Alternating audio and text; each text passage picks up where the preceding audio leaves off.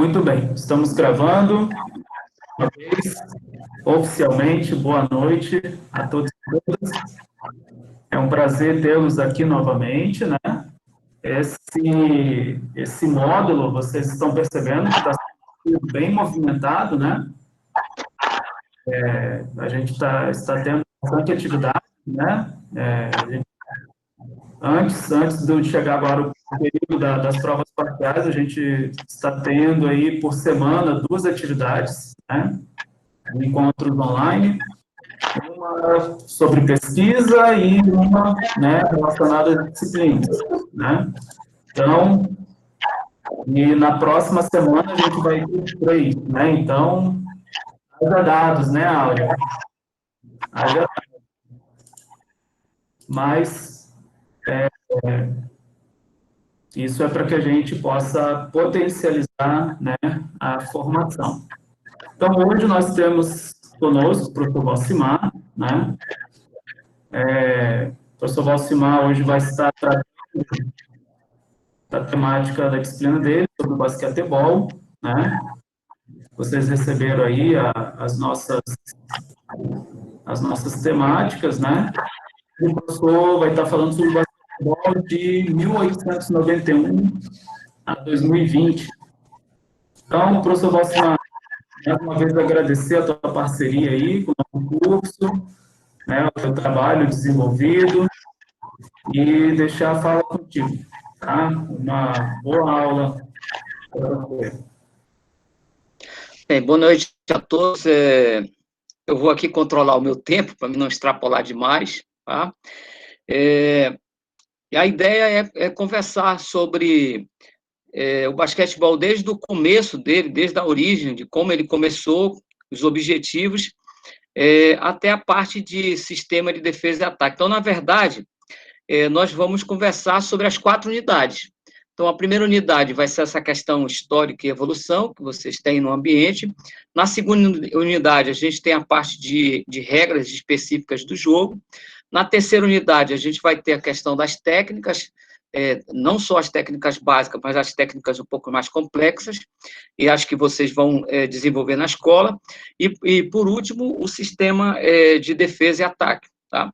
Então, a ideia de falar de 1891 até os dias de hoje é tentar passar essas 4 unidades e também como se encontra o basquetebol hoje, né? Inclusive com a pandemia, né?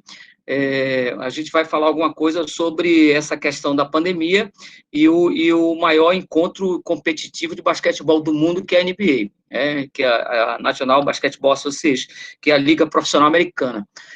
Que inclusive agora está nos playoffs, né, já está nos jogos finais, porque nós estamos se aproximando do final do ano, né, e por causa dessa pandemia, ele deve terminar os jogos antes do final do ano, que normalmente ele termina no começo do ano seguinte.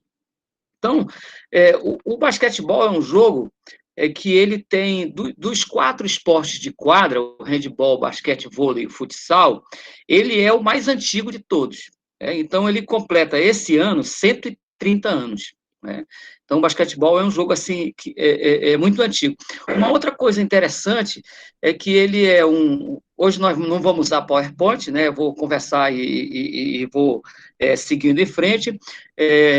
Esse jogo, ele, na verdade, ele foi premeditadamente criado, né?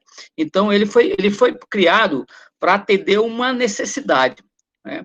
Então, na verdade, é o seguinte, em 1891, né, que é o começo, o diretor da ACM, da ACM americana, uma entidade de Associação Cristã de Moços, que é o termo em português, ele chamou um professor, né, que era, na verdade, era um instrutor, para ele criar um jogo que fosse adaptado para recinto fechado. Então, por que ele chamou esse professor? O doutor era o doutor Luther House Gillick, que era o diretor da ACM na época. Essa ACM era uma ACM que ficava na região nordeste dos Estados Unidos, mais precisamente na cidade de Springfield, no estado de Massachusetts, que é a região conhecida como Nova Inglaterra, por onde os Estados Unidos foi colonizado pelos ingleses. Então, ele chamou esse professor, que, na verdade, era um professor que não era americano, ele era um canadense de origem escocesa, a família toda era de origem escocesa, ele era da cidade de Almonte, no Canadá, para que ele estudasse e conversasse com as pessoas para viabilizar um jogo para recinto fechado. Porque, na verdade, a única atividade realizada na época era a ginástica acrobática dentro de ginásios. Então, fora do ginásio não era possível por causa do rigoroso inverno americano, que é muito forte. Então, isso era final do ano de 1891, e ele propôs essa missão para esse professor chamado James Naismith, que era um canadense.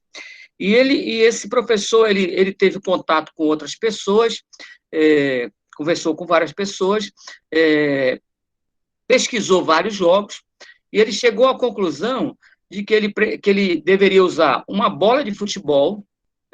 O futebol era um esporte assim, que estava em ascensão na época, um esporte genuinamente inglês, e ele usou a bola de futebol e também algumas regras de rugby, porque o rugby é um esporte mais antigo.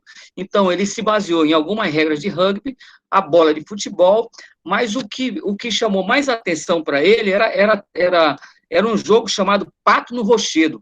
Esse jogo era um jogo dos Alpes suíços, e que, como ele era do Canadá, eles jogavam na infância esse jogo chamado Pato no Rochedo. Então, como é que era esse jogo? Um jogo assim, muito primitivo. As crianças colocavam um pato de borracha no rochedo e eles tentavam acertar a pedra para derrubar o pato. Então, ele se baseou nessas três coisas. E ele tinha um grupo de alunos, que eram instrutores da ACM, que eles estavam estudando para ser instrutores da ACM, que a ACM é uma instituição que divulgava o esporte no mundo todo. E ele foi para o ginásio com uma ideia de um jogo que ele queria, na verdade, colocar 2 caixas de papelão no chão. Na verdade, o alvo seria no chão. E ele, na época, ele queria que não houvesse aquele confronto do rugby, o choque de conflitos corpo a corpo do rugby. Então, ele queria evitar esse tipo de confronto que era muito comum no rugby. Então, ele chegou no ginásio, ele pediu para o zelador do ginásio, que tinha um apelido de Pop, que era uma pessoa popular entre as pessoas novas, era uma pessoa já de idade, e ele pediu uma caixa de papelão com 45,72 centímetros de quadrado, de espaço. Aí o zelador, ele foi no fundo do ginásio, foi procurar essa caixa que o professor havia pedido, e ele não encontrou essa caixa. O que ele encontrou foram duas cestas de colher pêssegos. Então, na época, como estava no inverno e não estavam se utilizando essas cestas de colher pêssego, o zelador trouxe as 2 cestas de colher pêssego. E aí ele disse: professor, não tenho essas caixas de papelão que o senhor quer, mas eu tenho 2 cestas de colher pêssego. E aí ele, com as caixas de madeira, ele pediu ao zelador prego e martelo, e no fundo do ginásio tinham 2 pilastras. E o que ele fez? O professor arranjou uma escada e ele pregou as cestas de colher pêssego nessas pilastras no fundo do ginásio. E ele calculava que essas pilastras, e onde a cesta iria ficar aproximadamente 3 metros de altura, porque ele percebeu que se ele colocasse as caixas no chão, iria aglomerar os jogadores em torno da caixa e ia voltar o confronto do rugby de novo. Então, ele resolveu botar a uma altura acima dos jogadores. E ele colocou nessas pilastras, pregou essas cestas. O que acontece é que, depois que ele foi medir, essas cestas tinham exatamente 3,5 metros, que é a mesma altura da cesta do aro, do anel de ferro para o solo. Então, até hoje, essa altura do basquetebol, ela tem 3,5 metros. ela segue essa altura que ele achava que tinha 3 metros, que quando ele foi medir deu 3,05 metros. Então, o que ele fez? Ele tinha, na época, 18 alunos, ele separou 9 alunos para cada lado, estabeleceu 2 capitães de equipe, né? E ele resolveu erguer a bola no meio dos 2 jogadores mais altos, porque a maioria dos jogos que ele havia pesquisado, nenhum tinha um início com a bola sendo erguida entre 2 jogadores. E ele resolveu optar por essa forma de início de jogo, né? Então, ele ergueu a bola entre os 2 jogadores e iniciou o jogo. Uma coisa interessante que tem disso tudo é que não se sabe exatamente que dia foi isso, né? O que se sabe é que foi dezembro de 1891, um pouco antes do Natal, né? Isso é o que se sabe, né? E aí ele separou as equipes, e esse jogo terminou 1-0, né? Por que 1-0? Por causa do futebol, que era uma bola de futebol, eles resolveram dizer que era 1-0. E um dos capitães de equipe sugeriu ao Jamie Naismith que ele colocasse o nome dele no jogo. E ele, numa atitude humilde, disse que não, a gente ia colocar o jogo como um novo jogo. Então, o basquetebol, o primeiro nome que teve no basquetebol foi um novo jogo. E aí, o que aconteceu? Ele datilografou, esse que é o termo certo, ele datilografou 13 itens. Não eram 13 regras, eram 13 itens. E ele pregou esses 13 itens num quadro de aviso do ginásio, né? Aí, esses 13 itens já comportavam algumas coisas interessantes, como não correr com a bola, que é uma coisa que não é permitido. O rugby você pode correr com a bola, mas o basquetebol não pode. Então, para você seguir em frente, você teria que passar a bola, e não apareceu ainda nessa época o drible, que seria quicar a bola no solo, né? E começaram algumas violações, faltas. O jogador que cometia muitas faltas, na época eles cometiam muitas faltas, um jogador que cometia muita falta, ele era retirado do jogo, ele ficava na lateral. Quando acontecia uma nova cesta, né, alguém fazia um ponto lá, que seria o gol, esse jogador da lateral retornava para a quadra de novo. E ele reiniciava o jogo, né? Então, me desculpe. Então, o que aconteceu? Ele divulgou essas 13 regras,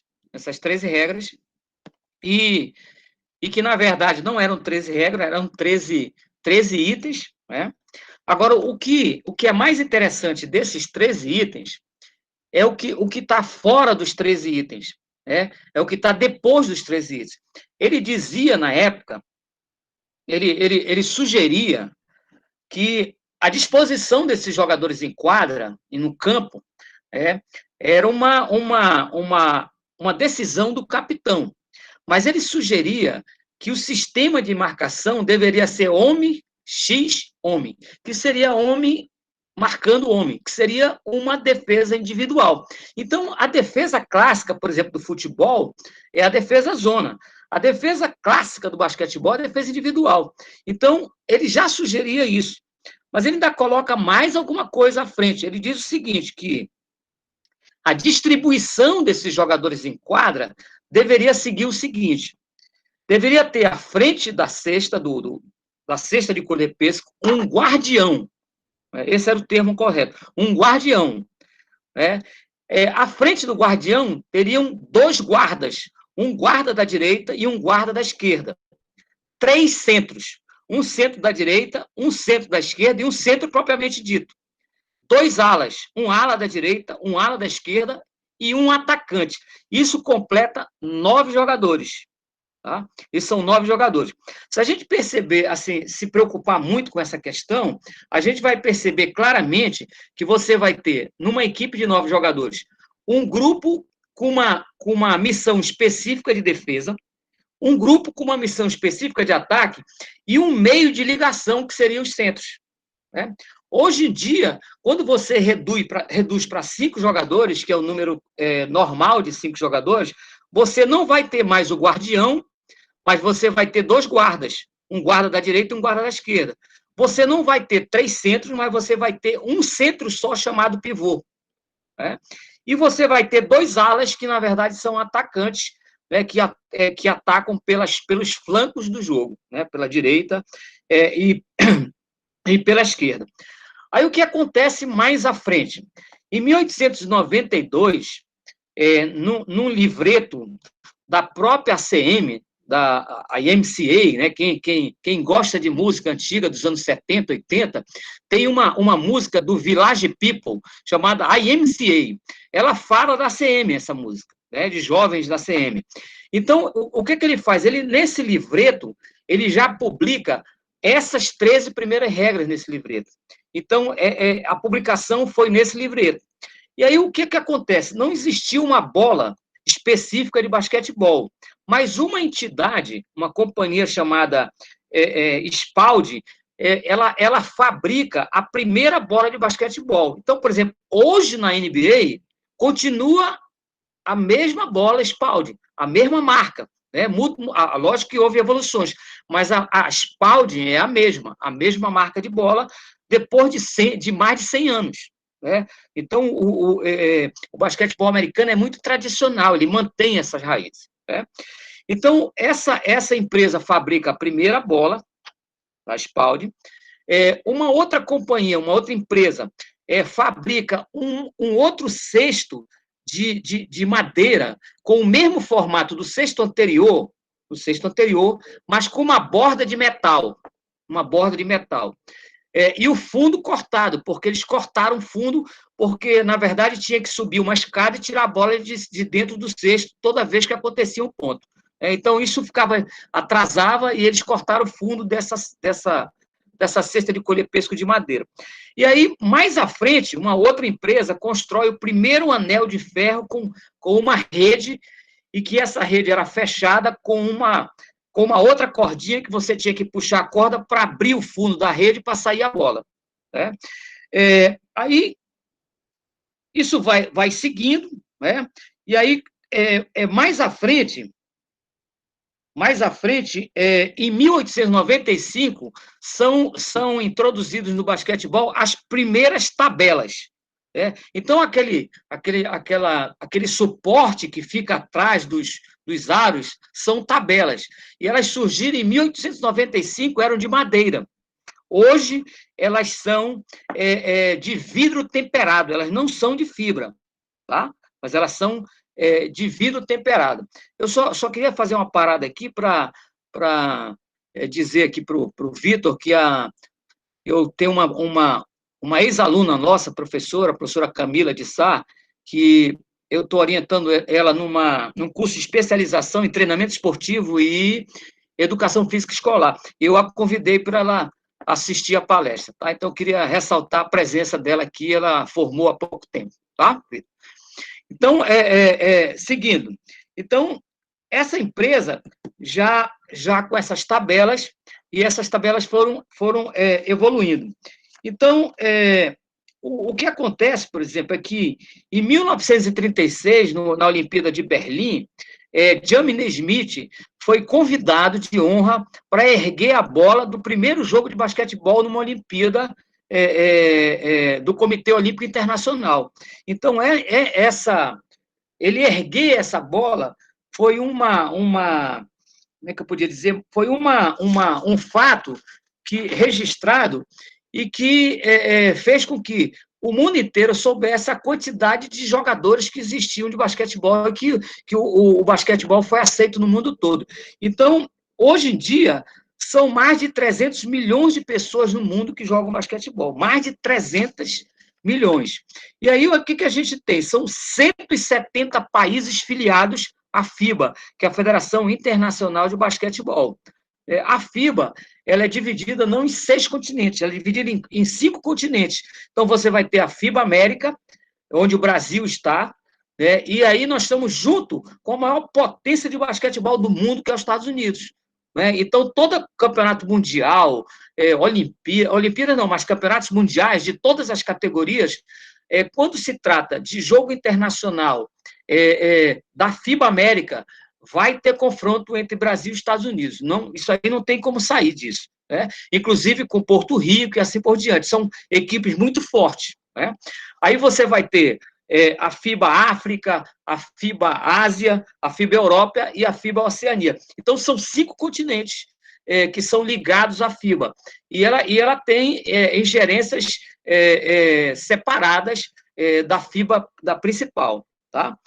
Então, eu não sei se alguém tem alguma pergunta dessa parte inicial, né, que eu estou aqui controlando o meu tempo, mas eu queria saber se alguém tem alguma pergunta para me seguir para essa questão do Brasil, que nós estamos ainda nessa questão do começo do jogo, né? E vamos ver o Brasil, que foi um dos primeiros países do mundo a conhecer o basquetebol.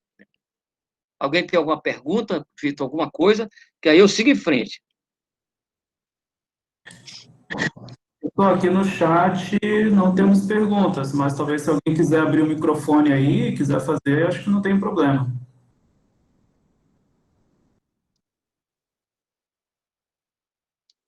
Não? Então, vamos seguir, né? Ainda bem que pode sair uma pergunta que eu não saiba, vamos seguir de frente. Então, é o seguinte, no Brasil, já foi o seguinte, o Brasil ele foi o primeiro a conhecer o basquetebol. O que aconteceu? Um professor de artes, bacharel em artes, foi formado pela Yale, nos Estados Unidos, e ele veio convidado para o Brasil para ministrar artes no Colégio Mackenzie, em São Paulo. Então, se a gente colocar, por exemplo, quais os estados em que o basquetebol é mais desenvolvido? São Paulo. Mas foi São Paulo primeiro a conhecer o basquetebol, depois veio o Rio de Janeiro. Então, o professor de arte chamado August Schall, ele foi formado em 1892 nos Estados Unidos como bacharel em arte. E aí ele veio convidado para o Mackenzie de São Paulo, e ele chegou aqui em 1894, né? Ele veio ministrar arte. E ele trouxe, na bagagem, junto com os livros de arte, ele trouxe uma bola de basquetebol. Né? Então, o Brasil não sabia o que era aquilo. A febre, na época, era o futebol. Né? Então, o que ele fez? No Mackenzie, ele tentou introduzir o basquetebol e não conseguiu, porque o grupo masculino que tinha no Mackenzie, os homens, não aceitaram o jogo. Por quê? Porque eles estavam muito voltados para o futebol estava em ascensão, né? E ele estava muito voltado para o futebol, e eles não aceitaram.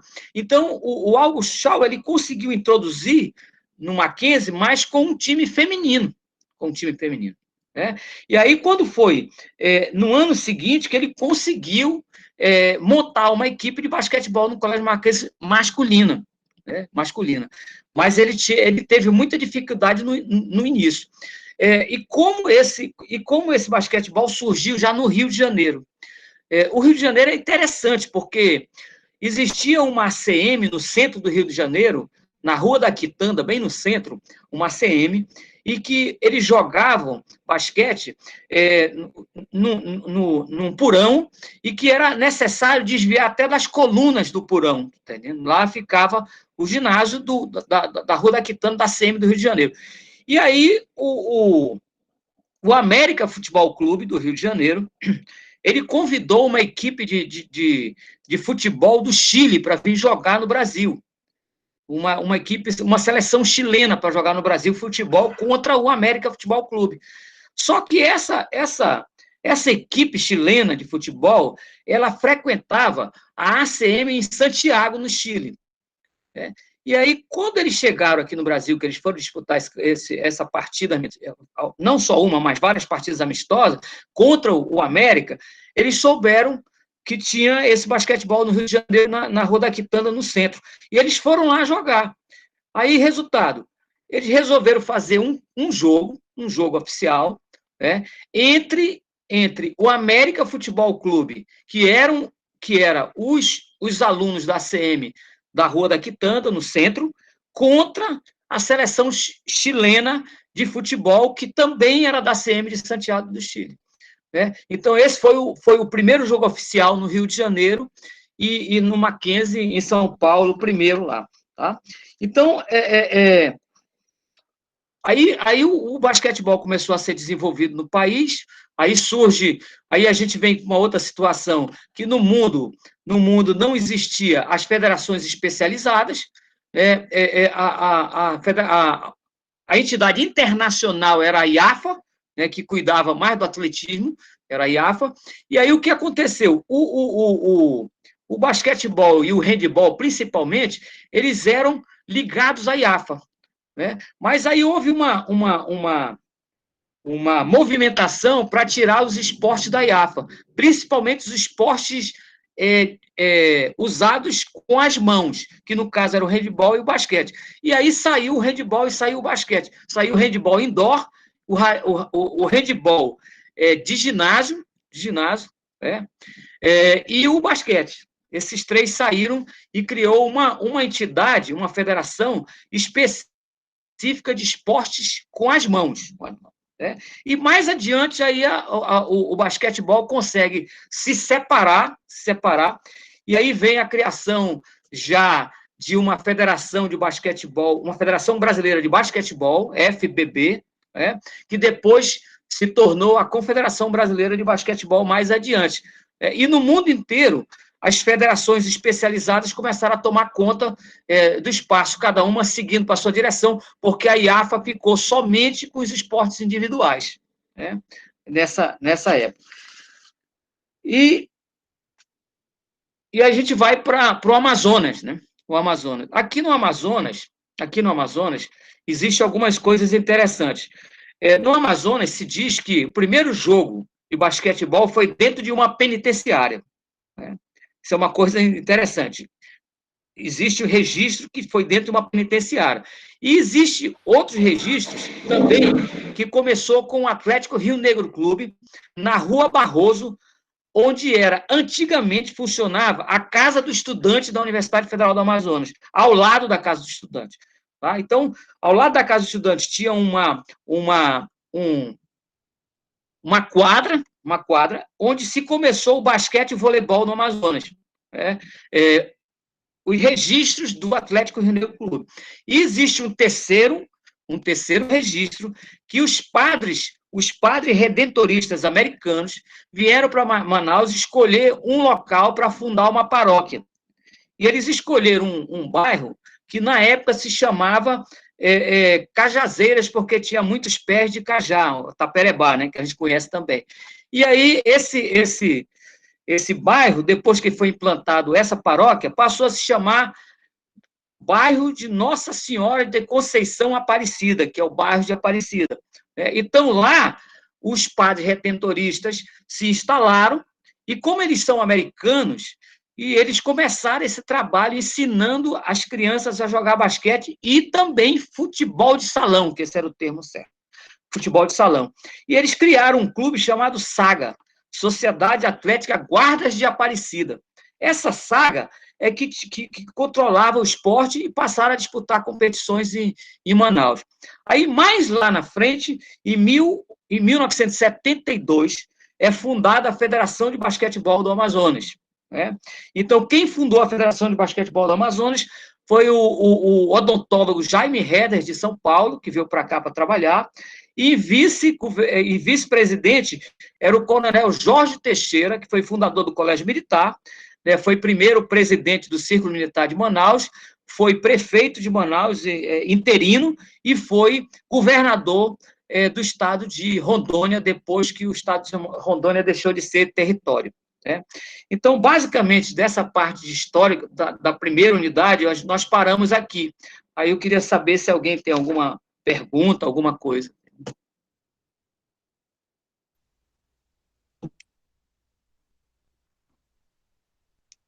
Nadinha, Silvia, Carvalho, nada?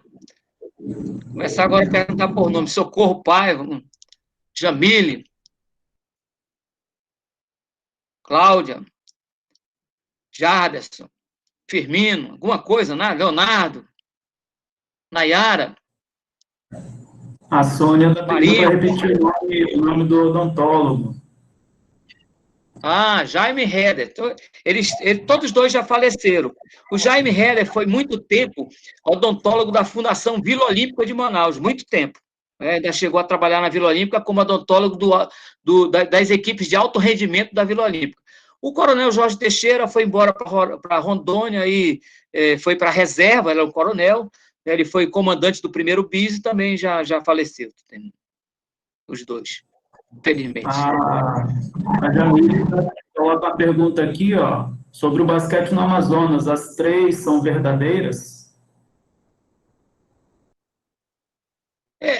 A questão é o seguinte, registros dessas 3, a gente tem das 2, essa questão do Olímpico Clube, porque o Atlético Mineiro Clube ele tem registrado a sua história, que é um clube que tem mais de 100 anos, tem registrado a sua história, e a Aparecida, ela tem um museu ao lado da Igreja de Nossa Senhora Aparecida, tem um museu lá, e nesse museu tem todos esses registros, tá, nesse museu. Agora, a primeira colocação está num livro de um professor de História, que é um egresso da Universidade Federal do Amazonas, que esse jogo aconteceu dentro de uma penitenciária, tá? Em Paricatuba. Paricatuba foi uma penitenciária, foi um leprosário, mas antes de ser um leprosário, foi uma penitenciária. As ruínas de Paricatuba ainda existem, que fica do outro lado do rio, para quem vai para Manacapuru, do lado direito, um pouco antes do Iranduba. Então, você entrando lá, lá funcionou uma penitenciária. E se diz que houve um jogo de basquetebol lá dentro dos presos contra um grupo de pessoas que tomava conta dessa penitenciária, né? Nesse livro de um historiador da Universidade Federal do Amazonas, um professor de História. É isso. Consegui responder?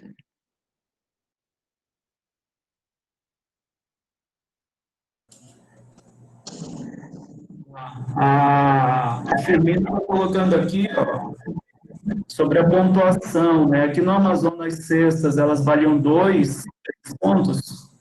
Como que era o sistema de pontuação?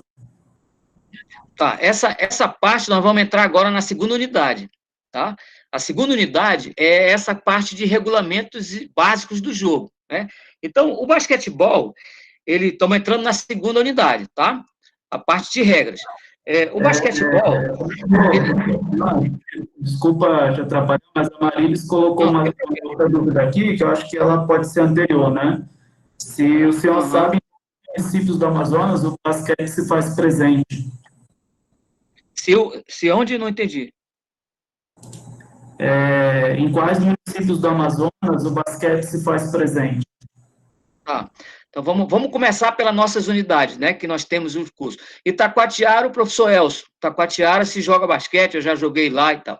Maués, o Barro, e tem um projeto também no ginásio, também, o Pro Basquete, que nós tínhamos o Pro Basquete na universidade, lá tem um Pro Basquete lá em Maués, né?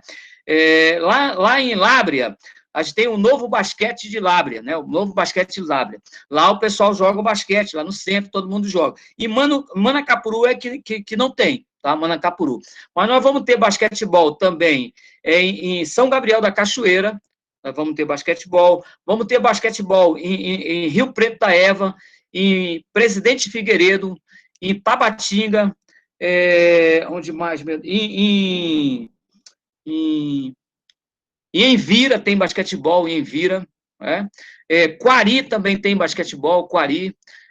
Tefé também tem projetos de Tefé. O projeto de Tefé é um projeto de apoio, feito em apoio com o pessoal do Exército, né? Então, o pessoal que vai servir o Exército lá em Tefé, os oficiais, eles que jogam basquete, eles montaram um projeto dentro de uma escola pública, né? Eu ganhei uma vez 2 tabelas de vidro, né, de vidro temperado, e eu mandei lá para Tefé. Dentro dessa escola, talvez seja a única escola pública no estado do Amazonas com uma tabela de vidro, um par de tabela de vidro. Lá em Tefé tem também basquetebol. Então, tem vários municípios que tem. O problema é que a Federação de Basquetebol do Amazonas, ela é a Federação de Basquetebol do Amazonas, mas como todas as federações, pouca coisa é feita com o interior do estado do Amazonas. Então, ela passa a ser Federação de Basquetebol de Manaus e não do Amazonas. né? O futebol não é assim porque tem a Copa dos Rios e assim por diante. Tem uma série de atividades que é feito no interior. Mas uma coisa que vale ressaltar aqui é que as ligas esportivas no interior do estado, elas não podem ser só liga de futebol. Elas têm que fazer todos os esportes, porque ela é o final, lá na liga é o final para fazer, né? Mas tem vários municípios do Amazonas tem basquetebol, né? Inclusive o Maués, Maués e Tefé tiveram nas semifinais dos Jogos Escolares do Amazonas aqui, esses últimos Jogos Escolares. Inclusive, Maués foi terceiro lugar uma vez e Tefé foi terceiro lugar também.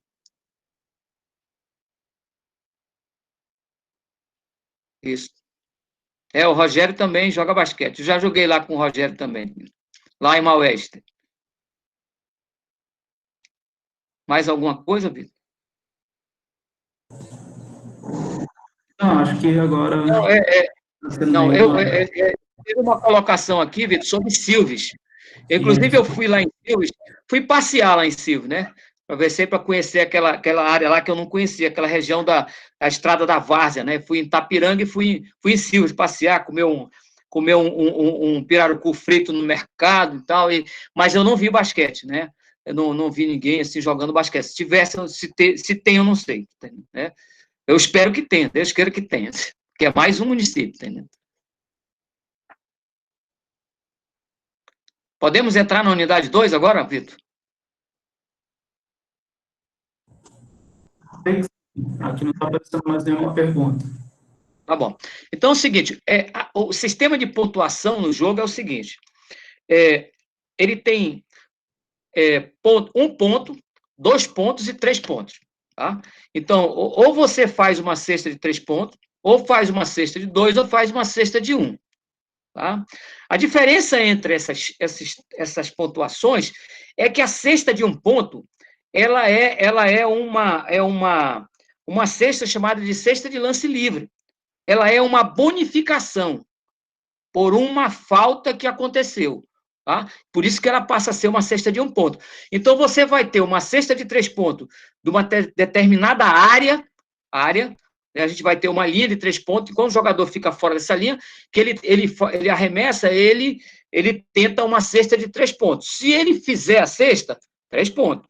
Na parte de dentro dessa área, dessa linha, ou pisando na linha, é 2 pontos. Agora, como é que funciona essa questão da bonificação? Quando um jogador tenta fazer 3 pontos, né, e ele sofre uma falta, e ele faz a cesta, a bola cai, no mesmo ato da falta, ele larga a bola e a bola entra na cesta, esses 3 pontos é validado, e ele tem mais uma bonificação de 1 ponto. Então, no único lance, ele consegue fazer 4 pontos. Tá? Aí ele vai para o lance livre. Se ele fizer o lance livre, ele tem 1 ponto. Então, 3 do arremesso com mais 1, 4 pontos.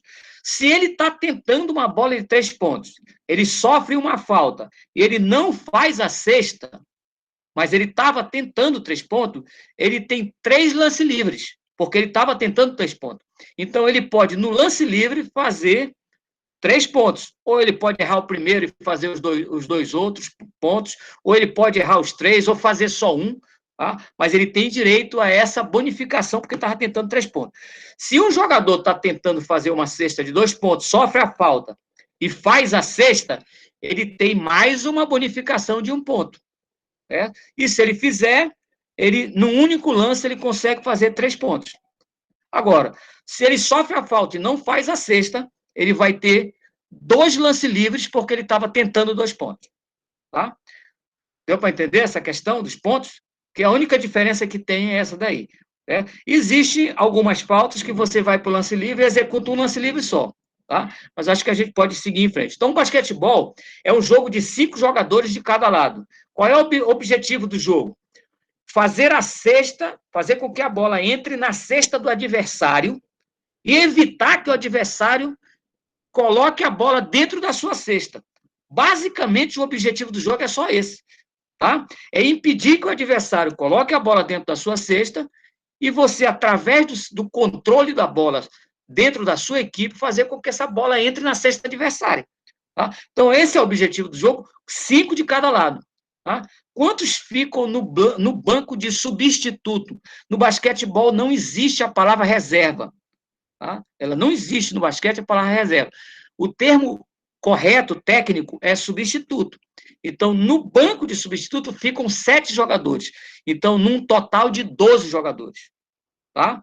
Qual é a numeração das camisas? Basicamente, ela é de 4 a 15, basicamente. Mas a FIBA autorizou o uso de 00 a 99. Então, de 00 a 99 pode ser utilizado. Não pode ser utilizado 3 dígitos, somente 2 dígitos. Tá? Só 2, 00 até 99. Tá? Então, são 12 jogadores. Quando uma escola, por exemplo, vem de Maués para jogar aqui em Manaus, de Manacapuru, para jogar basquete aqui na cidade, tá? Aqui nos Jogos Escolares do Amazonas, você não pode trazer os 12. Eles estabelecem que, no máximo, podem vir 10 jogadores, um técnico e um auxiliar técnico. Tá? Isso não funciona no alto rendimento. Por quê? Porque você tem que ter os 12. Os 12, o técnico, auxiliar técnico, massagista, roupeiro, e uma série de outras pessoas, né? Médico, fisioterapeuta e um monte de gente. Isso é alto rendimento. E muito dinheiro. Né?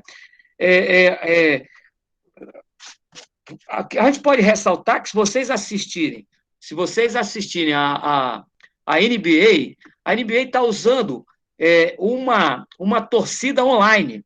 São painéis que ficam em volta da quadra. Eles ficam atrás das tabelas e nas laterais. Painéis gigantescos. Né? E aí qualquer um de vocês pode se inscrever, vai lá no site da NBA, coloca o nome e se coloca para assistir um jogo. Você diz qual é o jogo que você vai assistir, você não vai pagar nada e você vai participar online nesses painéis. E aí você assiste o jogo no computador e aparece o seu nome, a sua imagem na quadra. E durante o jogo, a sua posição vai mudando durante o jogo. Ela vai para trás da tabela, vai para o outro lado, para um lado, para o outro, e você vibra, participa. Então, com a pandemia, criou-se essa situação. Né? Então, todas as equipes estão dentro de uma que eles chamam de uma bolha. Essa bolha fica dentro da Disney. Né? Então, todas as equipes estão hospedadas nos hotéis dentro da Disney, né? E eles vão somente para uma quadra, né? E eles estão fazendo uma manifestação por causa da morte daquele rapaz que era negro, né? Houve essa manifestação.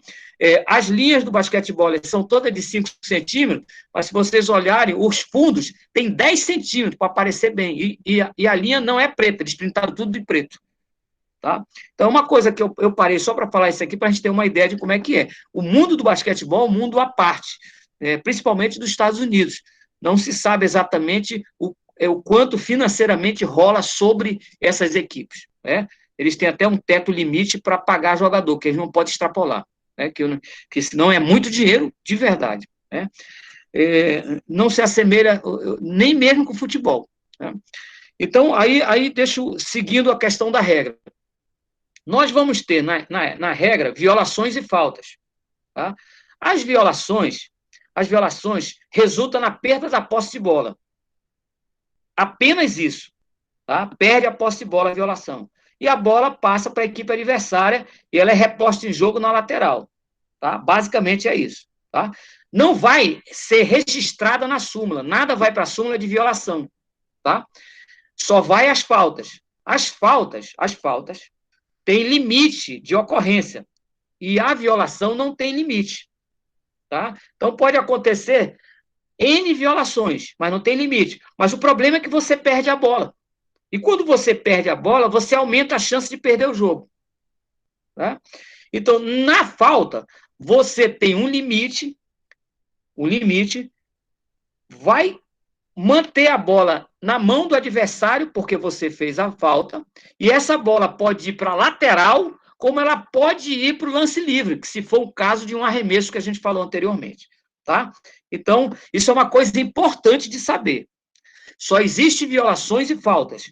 As violações não existe limite de ocorrência, não são registradas em súmula, você perde a bola e a bola vai para a equipe adversária. falta. Tem limites de ocorrência de número de faltas. Você mantém a posse de bola, porque sofreu a falta, e você vai para o lateral ou pode ir para o lance livre, caso seja uma tentativa de arremesso. Tá? Isso é importante. E vai para a súmula. Tá? E aí, por que essas faltas têm limite? Porque um jogador dentro da quadra, ele pode fazer no máximo 5 faltas. A NBA são 6 faltas. Mas no basquetebol da FIBA, que nós estamos tratando aqui, são 5 faltas. Na quinta, ele é substituído. Então, um técnico, quando um jogador faz 3 faltas, imediatamente ele tira ele da quadra, porque senão ele passa a ficar pendurado. O outro time vai jogar em cima dele. Quando ele faz a 4ª falta, se ele ficar em quadra, qualquer jogador vai para cima dele para jogar em cima dele, porque sabe que ele não vai fazer falta. Tá? Então, são 5 faltas individuais, mas existem faltas coletivas. Como é que funcionam essas faltas coletivas? No jogo, nós temos 4 períodos. 4 períodos de 10 minutos. 4 de 10.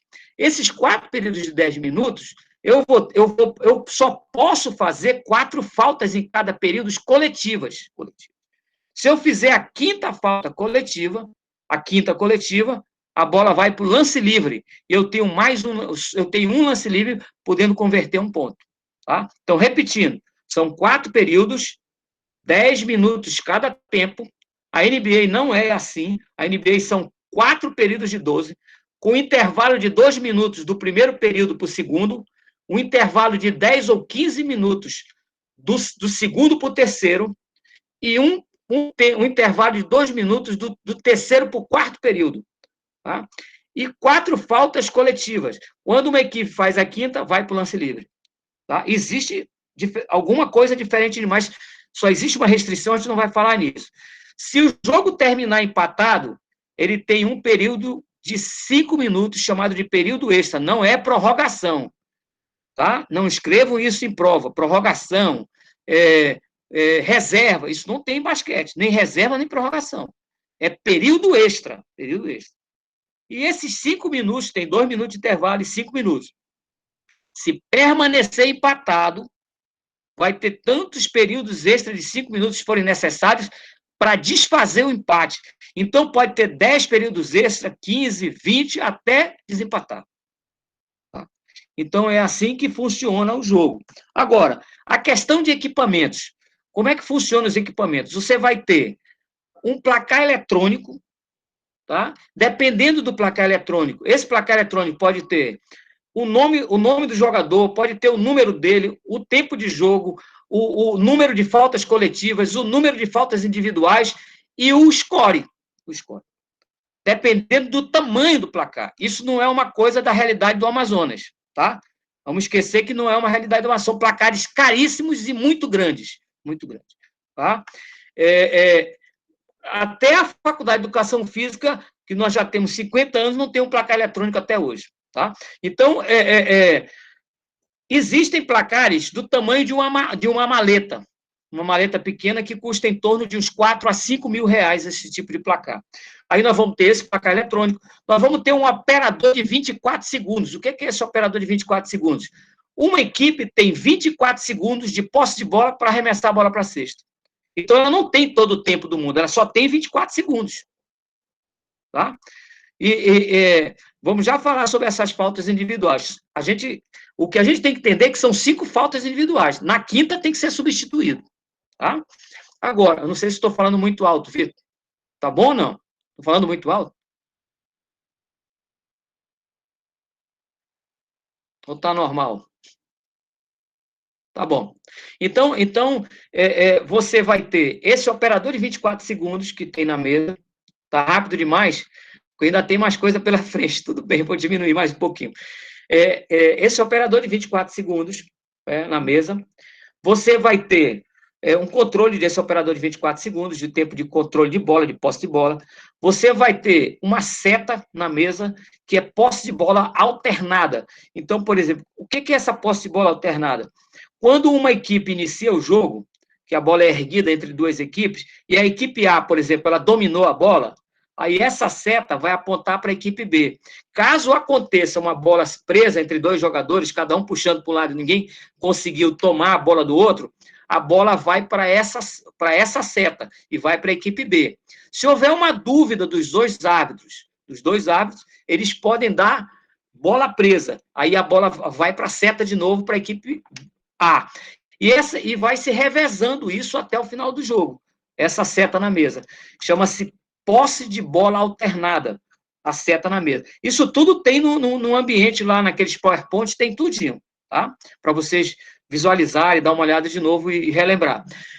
A mesa controla esses 24 segundos e controla a seta e a súmula. O árbitro no jogo, dentro do jogo, ele controla a passagem de bola da defesa para o ataque. Então, uma equipe ela tem um tempo determinado para transpor o meio da quadra, aquela linha divisória do meio da quadra.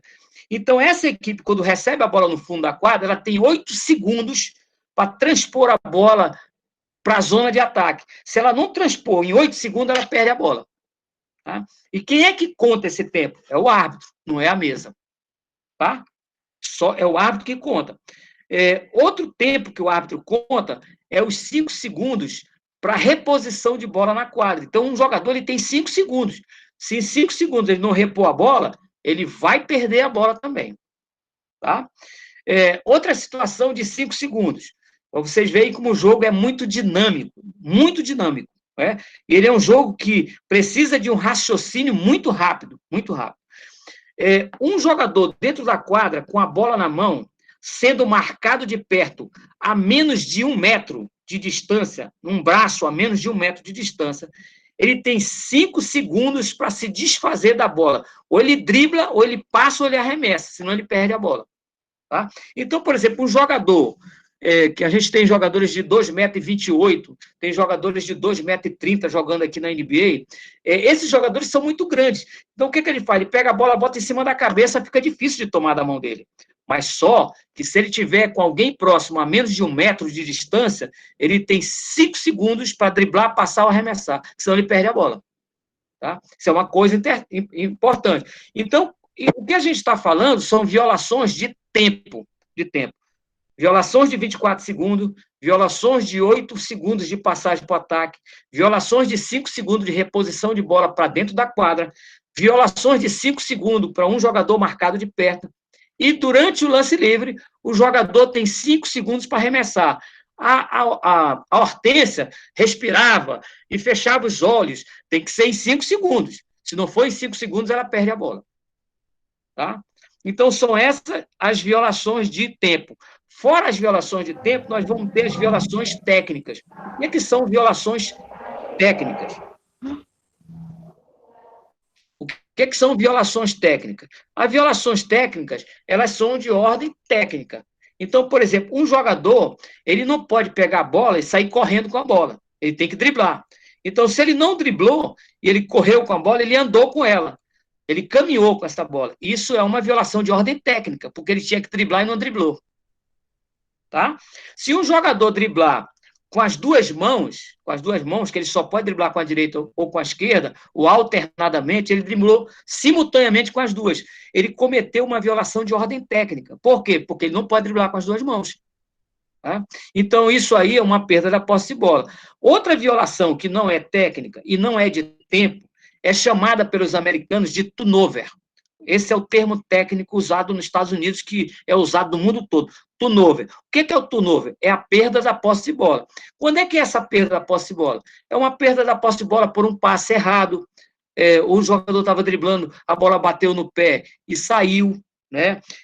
Por erros do jogador. Então, qualquer erro do jogador que não seja de ordem técnica e não seja relacionado a tempo, mas ele perdeu a bola, ele cometeu um turnover. O problema disso é perder o jogo. Quanto muitos turnover você comete, você pode perder o jogo. Tá? Então, aqui a gente termina essa unidade 2. Né? Alguém tem alguma pergunta dessa unidade 2? As faltas, que até alguém falou sobre falta, as faltas são técnicas ou pessoais. As pessoais, As faltas pessoais são as faltas mais comuns. E as faltas técnicas são relacionadas à conduta do jogador. Então, você vai ter falta técnica, você vai ter falta antidesportiva, você vai ter falta desqualificante, são relacionadas à conduta, à conduta dos jogadores. Não existe, por exemplo, cartão em basquete, amarelo e vermelho, azul, não existe. No basquetebol não existe cartão. São 3 árbitros, um árbitro principal e 2 fiscais. Um árbitro principal e 2 fiscais.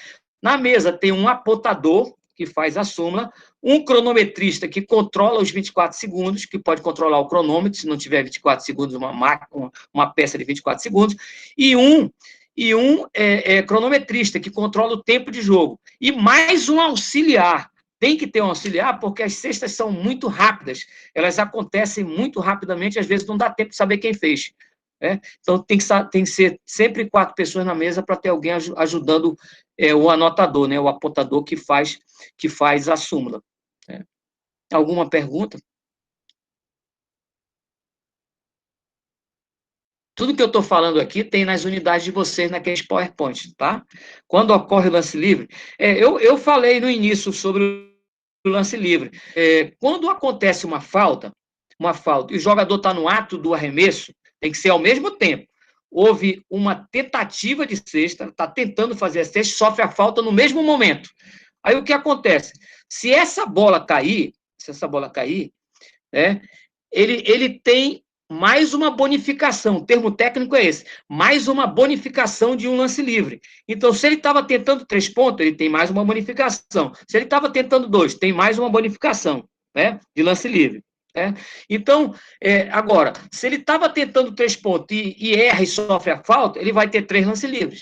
Se ele estava tentando 2 e sofre a falta e erra, vai ter 2 lances livres. Tá? Sempre dessa forma. E é só um ponto o lance livre. Alguma outra pergunta? Vitor, alguma coisa? Tá? Para a gente passar para outra unidade? De nada. Primeiro colocou, existem penalizações com multas, e a Nayara tinha colocado também lá, um pouco anterior aqui, qual o tamanho, deixa eu só pegar aqui, acho que já passou. Nayara pode colocar de novo aí, mas se não me engano era o tamanho do aro, da tabela, era algo relacionado a isso. Tá. Hoje em dia, a tabela tem 1,80 m de comprimento, a tabela, 1,80 m de comprimento por 1,5 m de altura, a tabela. E tem um retângulo no meio, chamado visor. E todas as linhas são de 5 centímetros. O aro, vocês lembram da caixa que o professor pediu? Era 45,75, se eu não me engano. E o aro tem 45 centímetros de diâmetro dentro. Ele tem 45 centímetros de diâmetro, o aro. Tá? E o basquete, isso é uma coisa importante da regra, a cesta 3,5 metros, ele é de 13 anos para frente. De 13 anos de idade para frente, 3,5 metros. Abaixo de 13 anos, até 12, a gente entra numa regra que está lá no ambiente, essa regra, de mini basquete. Então, até 12 anos, o aro tem 2,60 do aro para o chão. Aí a tabela é a mesma, sem nenhuma diferença. A bola diminui o tamanho. Lembra da história do futsal, do tamanho da bola? Diminui o tamanho da bola de basquete também, por causa da velocidade e da força. Tá? Então, diminui a bola.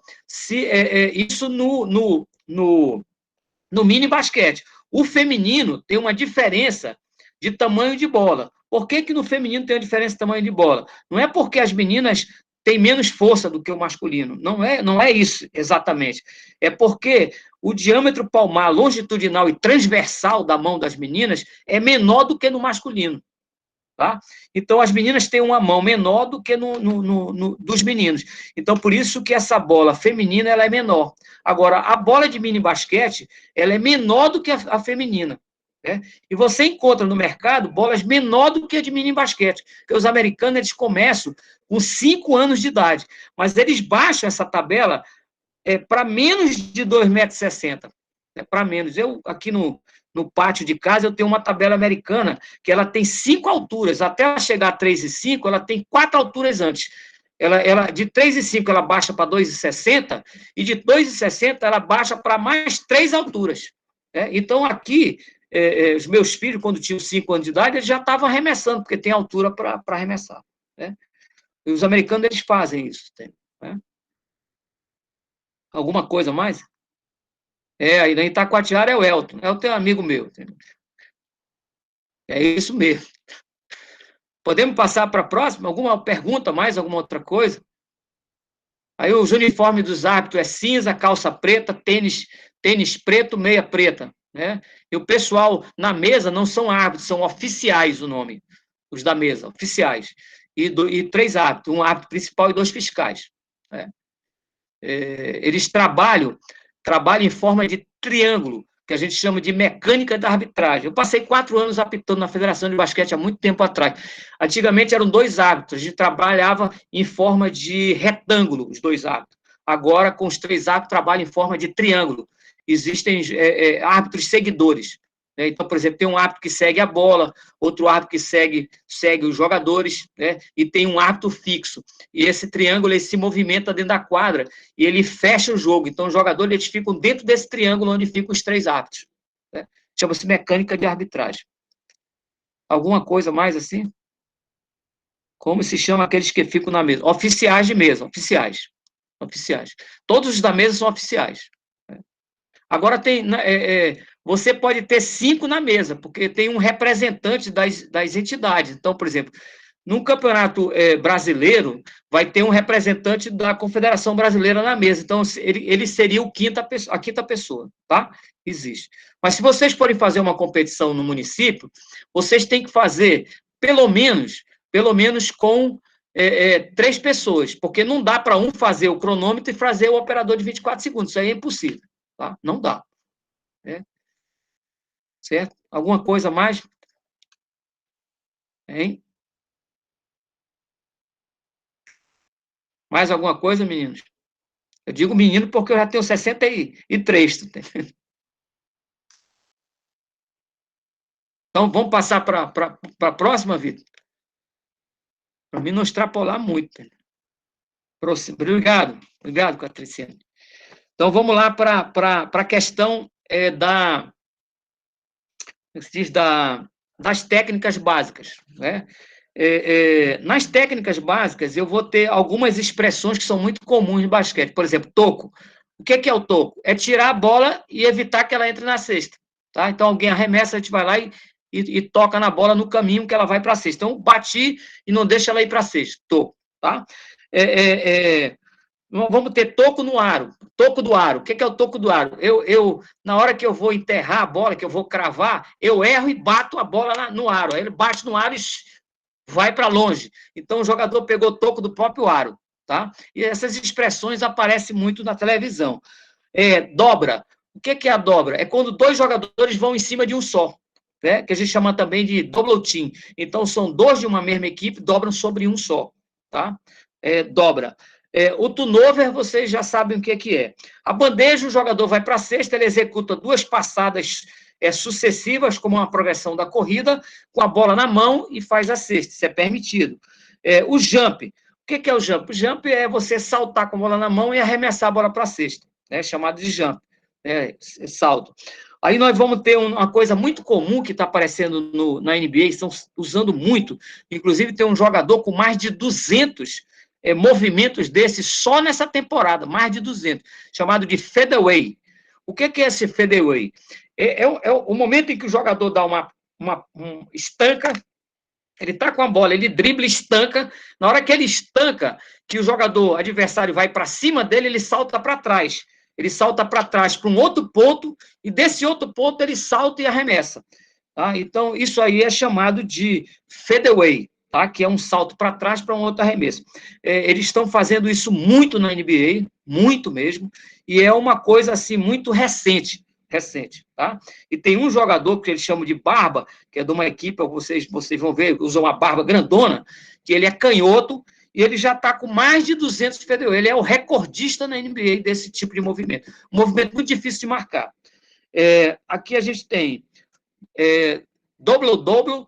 O que é o dobro-dobro? Um jogador só, ele faz, em 2 técnicas, ele faz uma quantidade muito grande sobre os outros jogadores. Por exemplo, ele fez uma quantidade muito grande de cestas e, ao mesmo tempo, ele fez uma quantidade muito grande de assistências, que seriam passes para o jogador fazer a cesta. Ele passa e o outro faz a cesta.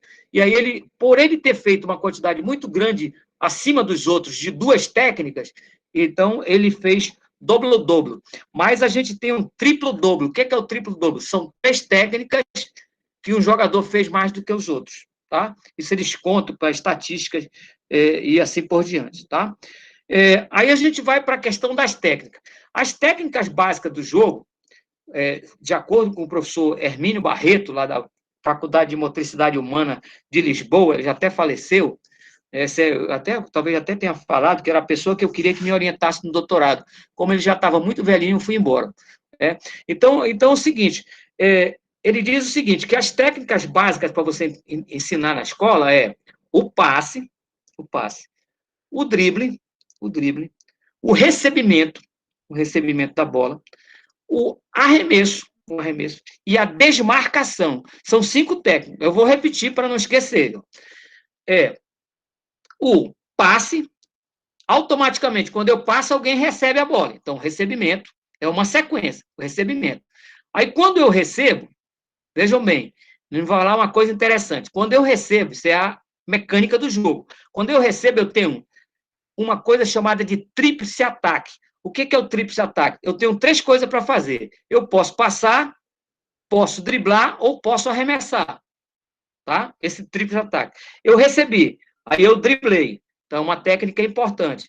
Ou então eu recebi e não quis driblar, eu arremessei. Uma outra técnica básica importante. Para mim fazer essas 4 técnicas, eu preciso pegar a bola. Para mim pegar, eu tenho que me desmarcar. É muito simples de entender a mecânica do jogo. Então, vamos repetindo. Quando um jogador pega a bola em qualquer ponto da quadra, ou ele recebe a bola de um passe, ele tem o tríplice ataque. O que é o tríplice ataque? Passe, drible e arremesso. O que é importante saber do tríplice ataque? A partir do momento que o jogador não passa, não arremessa e dribla, e quando ele para de driblar, ele perde o tríplice ataque. Perdeu o tríplice ataque. Ele passa a ter 2 ataques somente, que seria o arremesso e o passe. Se ele executar um drible de novo, ele entra naquela violação que a gente falou anteriormente. Tá? Ele cometeu uma violação do drible, porque ele não podia driblar e driblou. Tá? Então, o tríplice ataque é importante. Esse tríplice ataque é o que dificulta uma criança aprender. Né? Esse tríplice ataque tem que ter a criança que está jogando e quem está marcando deve ter uma certa distância de quem está com a bola para permitir o raciocínio. Tá? Ele tem que permitir que quem esteja com a bola tenha um tempo necessário para pensar, raciocinar. Ele tem que raciocinar, tem que enxergar o jogo para decidir o que ele vai fazer. Tá? Nesse tríplice ataque. Porque senão ele pode arremessar de um local muito longe. Ele pode driblar e ir para cima do adversário e o adversário longe dele. Ou ele pode passar para um jogador que estava em má posição. Tá? Então, ele comete esses erros. Tá? Então, e eu colocaria em cima dessas 5 técnicas do professor, a Jamile nunca vai jogar basquete, mas como tu não vai jogar basquete? Quem nunca ia jogar basquete é eu, com 1,65 m. Eu é que não deveria nunca jogar basquete. Muito difícil, não tem nada difícil. Tá? Se é um negócio difícil, que é colocar sutiã em cobra, que você vai matar ela estrangulada. Tá? Então, voltando para o que a gente estava conversando anteriormente. A criança, o difícil é aprender esse tríplice ataque. Então, ele precisa ter espaço, tempo, para poder raciocinar e pensar. Então, a gente sempre dá um espaço, deixa pensar, manda contar de 1 até 3, aí tem uns que não conseguem, a gente manda contar de 1 até 5, para poder pensar. Usem isso no futsal, no handball, usem isso no futebol, tá? O polo aquático pode usar isso. Agora, onde é que não dá para usar? No vôlei. O voleibol é impossível, porque a bola bate e tem que sair da minha mão de novo. Tá? Mas usem isso, que é uma coisa importante. O professor Hermínio Barreto falava demais sobre essa distância. muito sobre essa distância, né? Em livros assim, muito antigos, ele falava demais da distância. A outra técnica que eu coloco é chamada de rebote. O que é o rebote? A bola bate no ar e não entra. Aí você salta e pega a bola, tá? Mas nós estamos falando de seis técnicas, que são as 6 técnicas básicas. Mas quando a gente fala em passe, não tem só um passe, tem vários passes. Por exemplo, falar de saque em voleibol, você vai ter vários saques. Você vai ter saque tipo tênis, saque por baixo, saque balanceado americano, saque balanceado japonês, tem vários tipos de saque. Né? Saque viaja ao fundo do mar e assim por diante. No basquete é a mesma coisa, o passe tem vários tipos. O drible tem troca de mão, tem mudança de direção, tem uma série de dribles diferentes. Os aros da bicicleta podem ser usados também para jogar basquete. Então, tem vários tipos de drible. O arremesso também tem vários tipos de arremesso. A desmarcação, existe vários tipos de desmarcação. O rebote também tem vários tipos de rebote. Então, a gente tem várias técnicas que são subdivisões dessa técnica. Então, essa subdivisão da técnica é o que a gente chama de procedimento técnico. Esse procedimento técnico é essa subdivisão da técnica.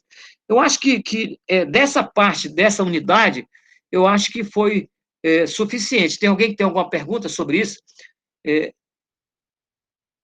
Alguma pergunta, alguma coisa? Sobre essa questão das técnicas? Dessa parte da metodologia de ensino? Basicamente, a metodologia de ensino, tá, é aquela metodologia de ensino que você usa o método misto. Não dá para ensinar só com o método global ou método analítico, ou do todo fracionado. Tá? Ou você tem que usar os dois, não dá para usar um só. No esporte, usa os dois. Você fica vamos botar o que os adolescentes costumam dizer, você vai ficar viajando nesses dois métodos. Vai para um e volta para o outro, e assim por diante. Tem que ter só cuidado para não se perder com o plano que você fez. Basicamente é isso. Mas é feito assim. Desde o início, desde a primeira técnica, até os sistemas de defesa e ataque, você usa os dois métodos. Tá? Mas alguma coisa, Vitor, para a gente passar para o último, que é mais curto? O Jaderson tem uma pergunta aqui, uma dúvida. Pode ficar à vontade, Jaderson. Abre o microfone aí para perguntar.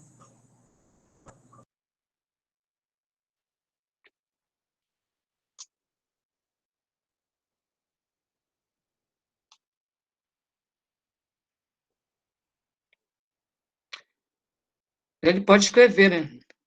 Digitar aí que a gente... Pode escrever também. O teu microfone está fechado. Aqui tem uma pergunta. É impressão minha ou os negros jogam mais basquete? A questão é o seguinte, o basquete, isso é uma pergunta interessante, né? Você vai para uma piscina e quase não vê um campeão negro nadando, né? O basquete é a mesma coisa, né? Então, o negro, ele tem fibras velozes, né? de reação rápida, né? Então, os negros no basquete, eles dão mais resultado. Mas essas fibras, elas são pesadas. Na água, ela não presta. A do branco é melhor na água do que a do negro.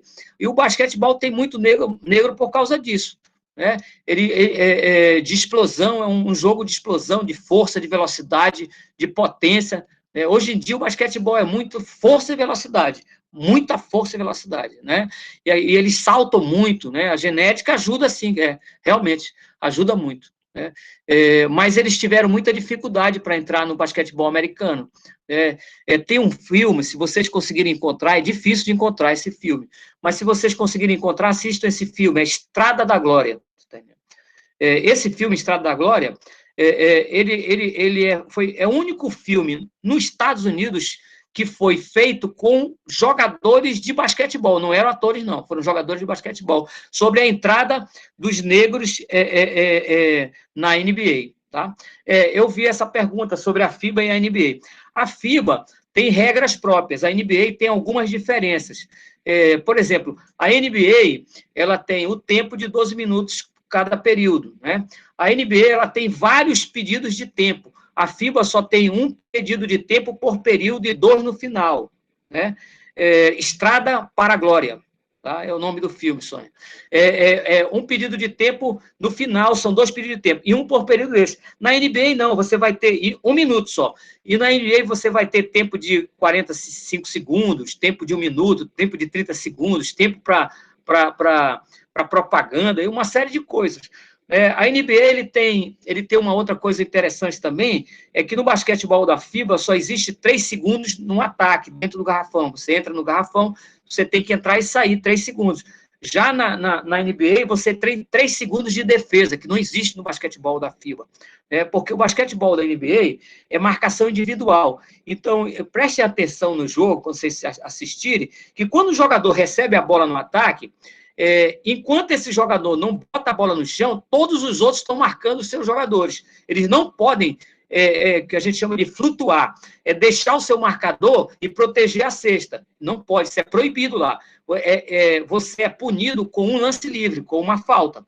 Se você deixar o seu marcador e se aproximar da cesta, protegendo a cesta. Né? Então, eles ficam cada um no seu marcador. Né? Então, eles só saem dos seus marcadores para proteger a cesta, proteger o marcador da bola, quando esse jogador da bola quica a bola pela primeira vez. Né? Agora, o tempo de posse de bola é o mesmo, 24 segundos, 8 segundos de passagem da defesa para o ataque, mas aí você ainda tem a NCAA, que é a Liga Universitária Americana, que tem 33 segundos de posse de bola, né? Que é o Universitário Americano, que é assim também, um basquetebol assim, muito forte. São mais de 300 equipes universitárias. O técnico de basquetebol das 25 equipes mais importantes universitárias dos Estados Unidos ganha mais que o reitor da universidade. Tá? Isso é uma coisa importante saber. O técnico de basquetebol principal, o técnico principal da equipe universitária das 25 de pontas dos Estados Unidos, das 300 e poucas universitárias, ganha mais que o reitor. Alguma coisa, né? Teve uma abertura do universitário, da Liga Universitária, que foi feito num porto nos Estados Unidos, e eles fizeram uma quadra em cima de um porta-aviões. Tá? Tiraram os aviões do porta-avião e montaram a quadra em cima do porta-avião e fizeram o primeiro jogo da Liga Universitária Americana da NCAA. Entendeu? Então, o negócio lá é sério de verdade. Não, por exemplo, eu até vou... Estão brincando aqui, eu vou dizer um negócio para vocês. Tem um jogador de 1,65 m, do meu tamanho, que jogou na NBA, que ele foi campeão de enterrada lá. Né? Steny Webbs, o nome desse jogador. Steny Webbs. Ele foi campeão de enterrada, ele tinha 1,65 m. Né? Mas, Vitor, podemos passar para o próximo? Alguma pergunta? Mais de mim já estão brincando agora. Obrigado. Vamos passar para o próximo. Né? O próximo é o seguinte: os sistemas básicos de jogo, né, que seria a última unidade, a 4ª unidade. O sistema básico de jogo é o seguinte: o primeiro é o clássico, aquele defesa individual que a gente falou de 1892, aquele lá. Aquele é o sistema clássico. Por isso que o americano ele usa muito defesa individual. Né? Quando ele vai, por exemplo, para uma Olimpíada, um campeonato mundial, o que é que os outros países fazem? Marcam por zona. Porque eles têm dificuldade de jogar por zona. Só o problema é que eles metem muita bola, eles acertam muito a cesta. E a defesa zona, ele deixa o jogador muito livre para arremessar. Então, nós temos 2 sistemas básicos de jogo, individual e zona. É a mesma coisa do handball, a mesma coisa do futsal, do polo aquático e assim por diante. Individual e zona. Individual é o clássico e o zona é chamado de estilo de posição. Essa defesa individual surgiu na região leste dos Estados Unidos nos anos 40. Tá? Então, nos anos 40, foi criada essa defesa zona. O que é a defesa zona? Cada jogador marca uma zona definida. Tá?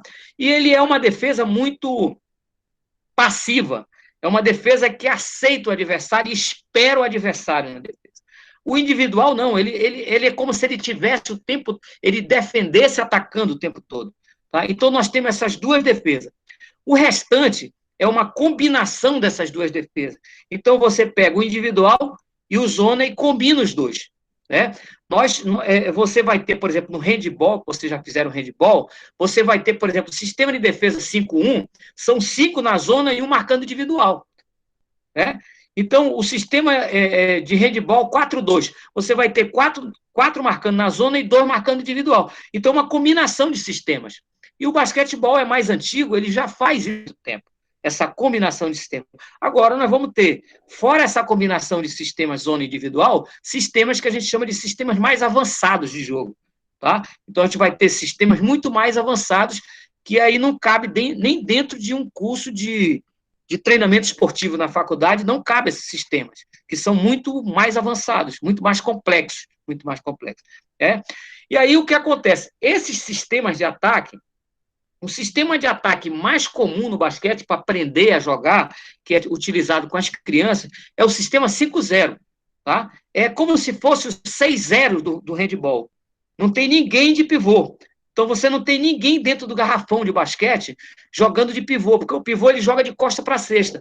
É o jogador de handball que joga de costa para a cesta, o boia no polo aquático que joga de costa para o gol, é o jogador de pivô no futsal que joga de costa para o gol, o jogador de pivô do futebol que joga de costa para o gol, para distribuir a bola. O basquete tem um cara que joga lá dentro de pivô.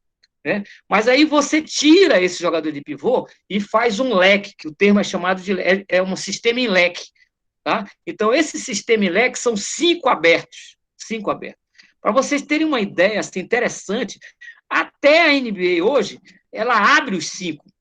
Ela joga com um dentro, mas ela abre os 5. Vocês vão ver que todas as equipes jogam com um dentro, um jogador dentro que eles chamam de 4-1, que é 4 fora e 1 dentro, mas de vez em quando esse que está dentro, ele sai e faz 5 fora. 5 fora. Numa, como é que eu podia dizer para você? Numa competição de alto nível. A competição de mais alto nível no mundo é essa. E ele joga com 5 fora, 5 abertos. Para que ele joga com 5 abertos? Para dar mais possibilidade de passar em direção à cesta, porque não fica ninguém dentro do garrafão. Tá? Então, esse 5-0 é interessante para as crianças aprenderem. Agora, esses jogadores vão ter uma numeração. A Confederação Brasileira e o mundo tem uma numeração. Então, nós vamos ter o número 1, não é o número da camisa, é o número no sistema. Os sistemas posicionais de ataque, ele tem numerações, tá? Como tem o handball, basquete, vôlei, tudo tem numeração. O número 1 é o armador. Geralmente, o armador é o mais baixo, ele é o mais habilidoso, é o mais técnico, é o que tem um raciocínio mais rápido dentro do jogo, e ele tem uma leitura de jogo muito elevada em relação aos outros. Ele é um bom arremessador de 3 pontos, ele é um jogador de muito bom passe, de assistências, de passe e assistência, o armador, e ele é o número 1, geralmente é o menor, mais baixo. O número 2 é o ala armador. O ala armador é o segundo armador da equipe. As equipes da NBA, que a gente assiste jogar, eles têm sempre 2 armadores. Por que eles têm sempre 2 armadores? Porque a defesa é extremamente forte. Por ela ser muito forte, ele precisa dos 2 armadores para manter a bola segura, para que ela chegue mais próximo da cesta e mais facilmente. E esse número 2, que é o ala armador, nos Estados Unidos, eles chamam também de escolta. Tá? É um termo técnico que quase vocês não vão encontrar isso em livro. Ele é chamado de escolta. O que é esse escolta? Ele escolta o armador, ele se mantém sempre próximo do armador. Porque quando o armador é muito pressionado pela equipe adversária, com aqueles double team, aquelas dobras de marcação, ele serve o escolta, ele serve o 2. E aí os 2 se livram dessa pressão sobre o 1. Tá? Então, o 2 ele é o ala armador. O 3 ele é o ala. O 3 ele já é mais alto do que o 2, e é um jogador de arremesso de 3 pontos e de penetração em direção à cesta, o 3. Tá? E ele também participa do rebote ofensivo. Ele participa. O 4 é chamado de ala pivô, que é o que nós chamamos no basquetebol de pivô falso. Tá? Então, ele é um ala pivô. Então, por exemplo, ele joga dentro do garrafão de pivô, como ele joga de ala também. É um jogador extremamente grande, maior que o 3, tá? Bom de arremesso de 3 pontos, penetra, participa de rebote e joga de pivô também. tá? E o 5 é o pivô, né? Propriamente dito. É o jogador mais alto, geralmente são jogadores, no caso da NBA, são jogadores que chegam a 2,20 m, 2,23 m, às vezes até 2,30 m, né? São chamados de poste, esse é um termo que eles utilizam, de poste, e eles jogam próximo à cesta. São jogadores que não têm muita mobilidade, não são muito velozes, tá? Mas é como o basquetebol americano, um basquetebol muito forte, eles necessitam jogar com velocidade também. Eles atualmente estão arremessando de 3 pontos, uma coisa que não era comum antes. Tá? Então, o 5, ele sai de dentro do garrafão e ele vai lá na posição do 3, ou na posição do 1, ou do 2, ou do 4, quando joga fora, e ele arremessa de 3 pontos, que é o que eles chamam de chutar a bola de 3 pontos. Então, ele chuta. Agora, vocês imaginam, um jogador com 2,28 m, 2,20 m, saltando para arremessar. Esses arremessos, às vezes, fazem uma trajetória parabólica. Mas se ele estiver muito próximo da cesta, ele arremessa de cima para baixo. Tá? Não tem trajetória parabólica. Né? Então, essa é a numeração desses jogadores. No banco, ele vai ter o que eles chamam nos Estados Unidos de sexto homem.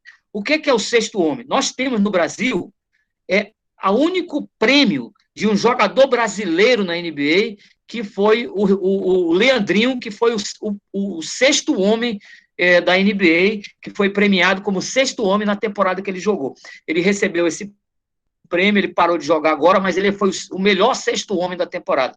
É o único jogador com prêmio na NBA, fora os dois que já ganharam, né? Ele ganhou uma competição, e tem mais jogadores que ganharam também, tá?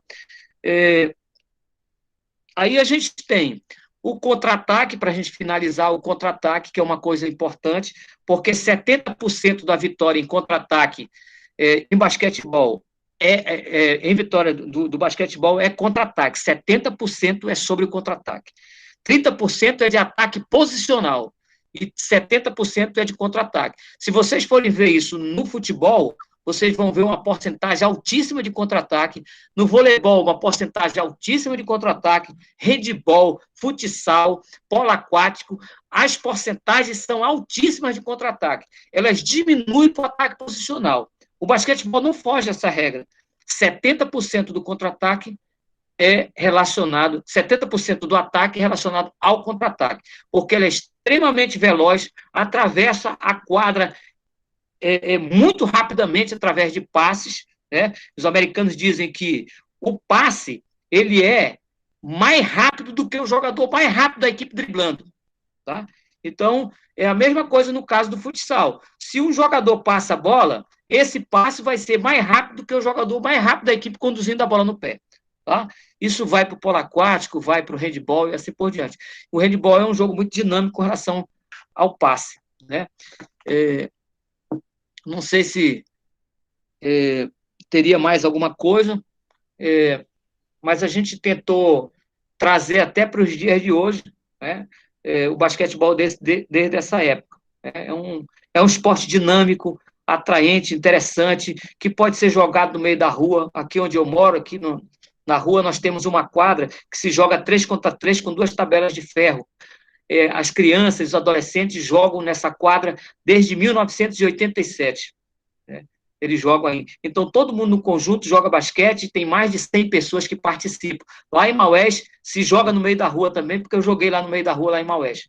É extremamente interessante, é gostoso, você não tem plateia, você erra, acerta, brinca, se diverte com o pessoal todinho, não, entende? Então, o basquete pode ser desenvolvido no meio da rua também, com tabelas improvisadas, com aros de bicicleta, com pneu, com cesta de lixo, com paneiro de farinha cortado fundo, a tabela feita de madeira, como nós fizemos na nossa primeira aqui.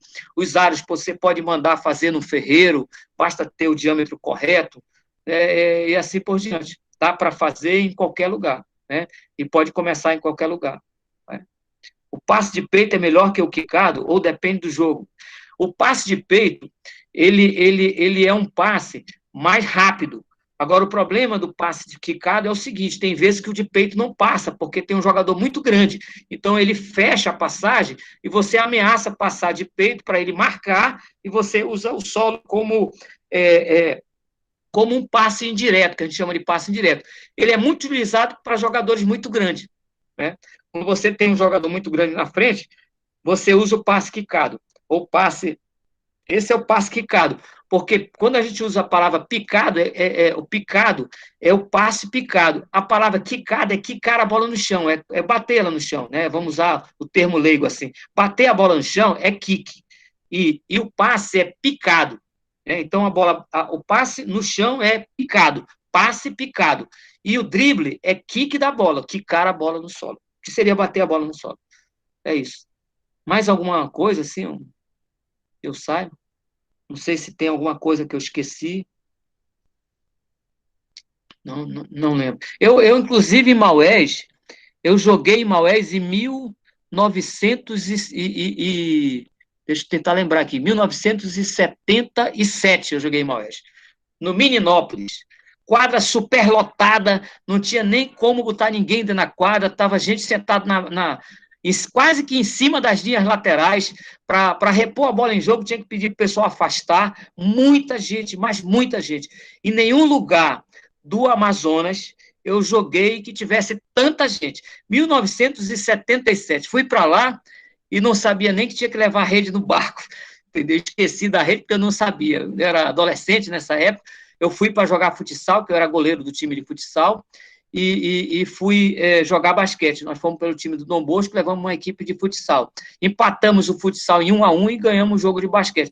E a última vez que eu fui lá em Maués, tomando uma água de coco naquela pista principal, e encontrei um advogado que voltou lá do Rio de Janeiro, que é lá de Maués, ele se aposentou, e ele me reconheceu lá sentado e disse que foi ele que, se eu lembrava que foi ele que fez o gol de cabeça do empate do futsal lá em Maués. Eu não lembrava mais, porque era muitos anos já. Né? Mas lá no Mininópolis, onde fica agora aquele centro lá de alimentação, né, que tem um local no centro de alimentação, ali ficava o Mininópolis, perto do Hotel do Aderbal e tal, ali onde fiquei hospedado no Hotel do Aderbal. Fui depois na festa do Guaraná, joguei outras vezes, mas essa foi, assim, uma coisa assim que eu nunca mais esqueci, essa.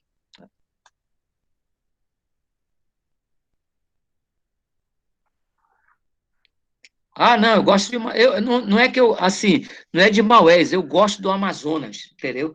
O Amazonas me encanta. Eu já tive em Portugal, já tive no Paraguai, já joguei nos Estados Unidos, já tive na Venezuela, tive em vários locais. Já joguei o Brasil quase todo, mas eu não troco o Amazonas e isso aqui por lugar nenhum do mundo, entendeu? De jeito nenhum, entendeu? Nós temos a melhor qualidade de vida que vocês possam imaginar, entendeu? Sabe? Uma tranquilidade, entende? Uma vez eu fiz um jogo de handball, um handball de praia, um beach handball, falar para o Vitor, na Cachoeira do Urubuí. Enquanto acontecia o handball de praia, passava várias araras por cima. Isso não existe no mundo inteiro, cara. Não existe isso.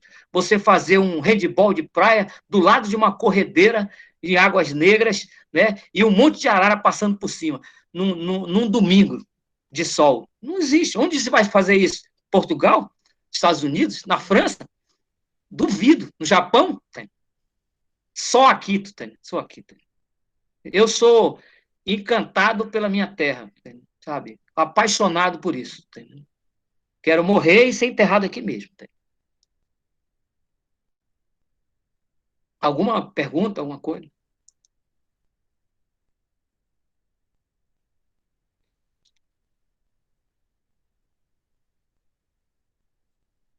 É isso mesmo.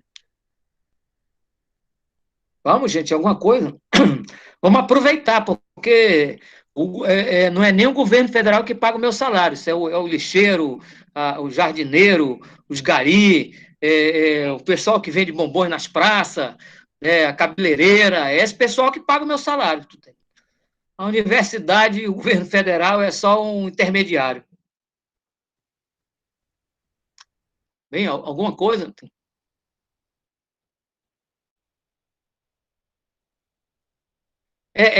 O Rudilene está dizendo o seguinte: eu achei o basquete um esporte mais complicado de se aprender que os outros. Ele não, é o contrário. O basquetebol é um jogo fácil de aprender a jogar, difícil de dominar. Tá? Vamos inverter o voleibol. O voleibol é um jogo difícil de aprender a jogar e fácil de dominar. Tá? Isso é uma coisa que vocês têm que prestar bem atenção. O handball é um jogo fácil de aprender a jogar, difícil de dominar. Tá? Então, por exemplo, o futebol é a mesma coisa. É um jogo fácil de aprender a jogar, difícil de dominar. Então, quando duas equipes de basquetebol sabem jogar, aí fica mais difícil de jogar. Você tem que ter um domínio muito grande sobre o jogo. Né? Mas aprender a jogar é muito fácil. Né? Coloquem a bola e as cestas que vocês vão ver que os meninos vão aprender com uma velocidade muito grande. É muito fácil de aprender a jogar. Qualquer um é capaz de aprender a jogar. Eu digo assim, vocês vão ver no ambiente, no PowerPoint, que para aprender a jogar, para passar a bola, você tem que direcionar ela numa direção específica, com as duas mãos. Para receber, você tem que pegar ela com as duas mãos e não deixar cair no chão. Né? Para driblar, você tem que quicar ela no chão. Para arremessar, você joga a bola na cesta. Ninguém explica como é que é. Você pega a bola com as duas mãos e joga lá. Né? Para desmarcar, eu corro, tento me esconder por trás do adversário, sair numa outra direção e receber a bola. Quando a bola bate no ar, eu pulo e pego.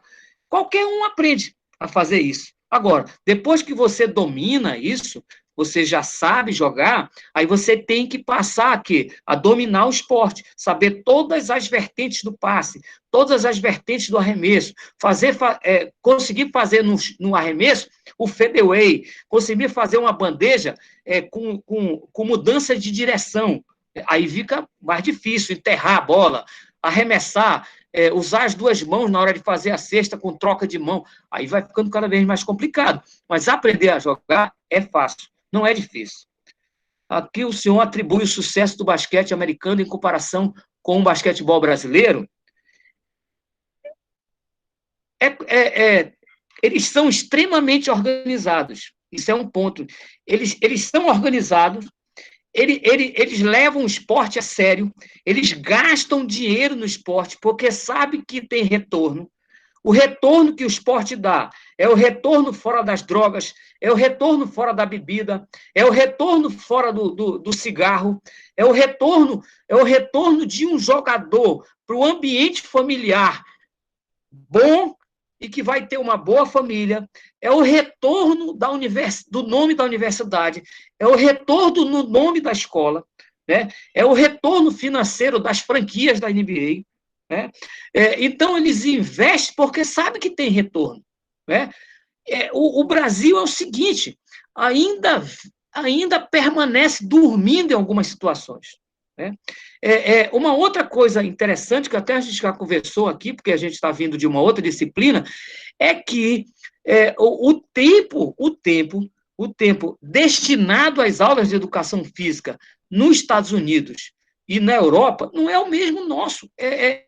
Nos Estados Unidos, o governo americano ele estabelece uma carga horária, mas ele deixa em aberto para cada estado ultrapassar ou não essa carga horária.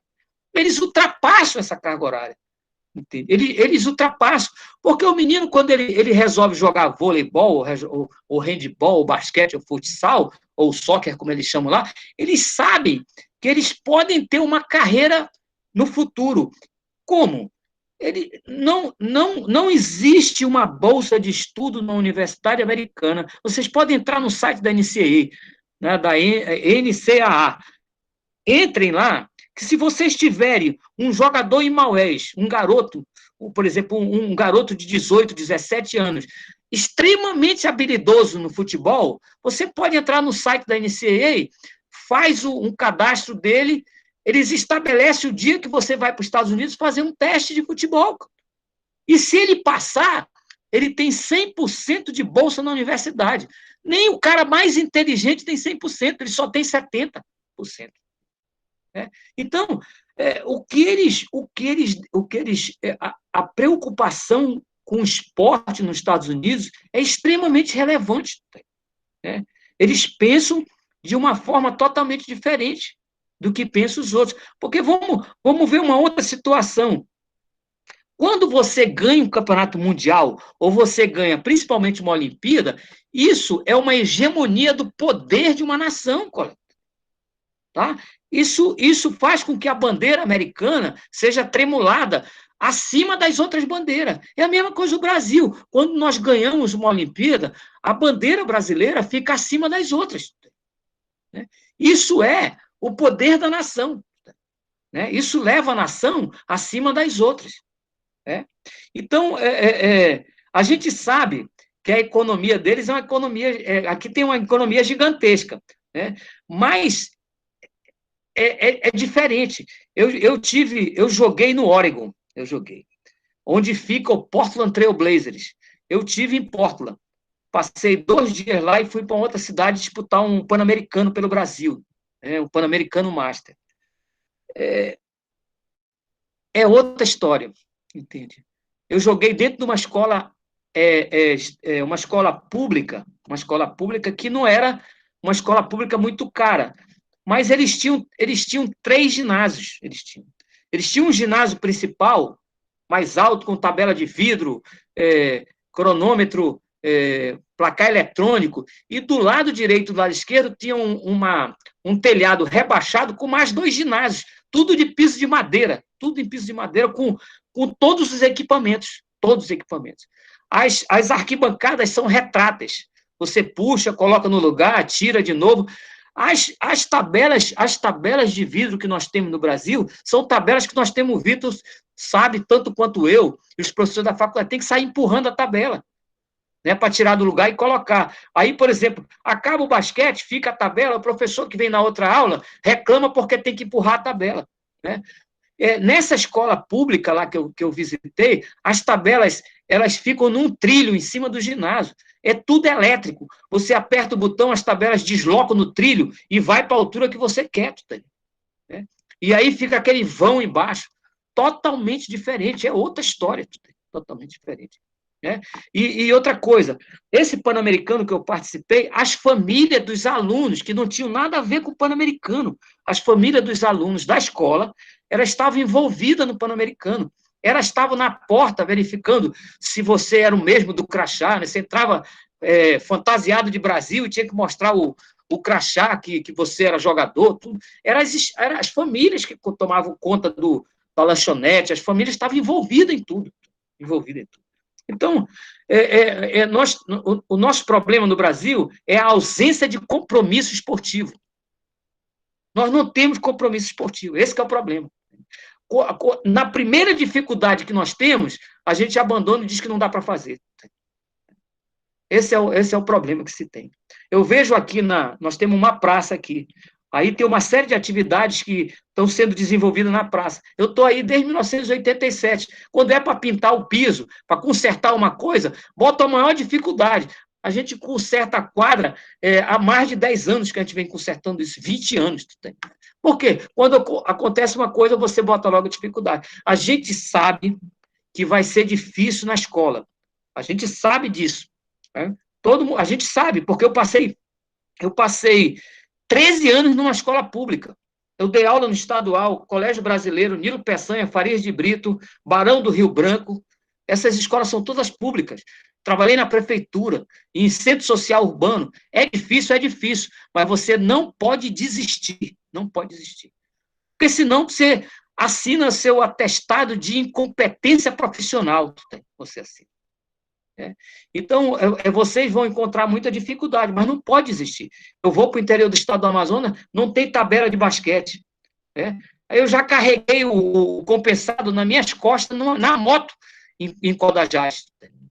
Eu já terminei uma quadra de 2 para 3 horas da manhã pintando o chão e colocando aro para fazer aula de basquetebol com os alunos de licenciatura em Educação Física.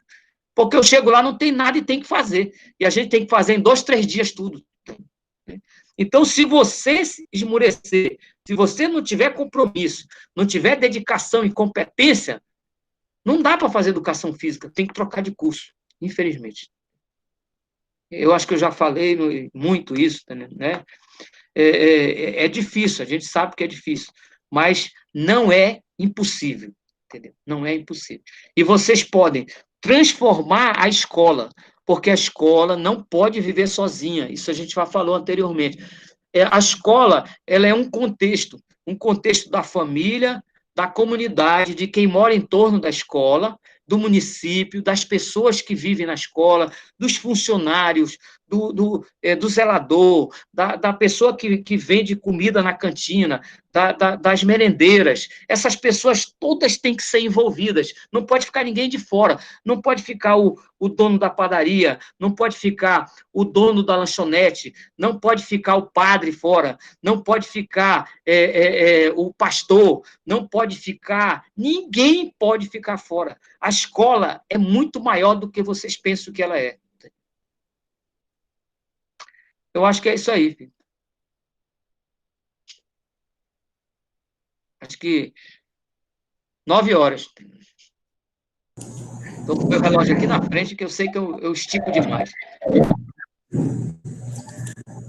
Beleza? Tranquilo, professor Valcimar? Fechamos? Eu acho que sim. Se alguém tem alguma pergunta, a gente resolve, tenta resolver. Acho que a gente teve muitas informações, né? Foi Obrigado, Diane. O bom é que ele está gravado, né? Então o pessoal pode retomar ele aí, pra, né, se perder alguma coisa, né? Então ele vai ficar disponível lá na sala depois. A gente está colocando tudo no YouTube e está colocando na sala.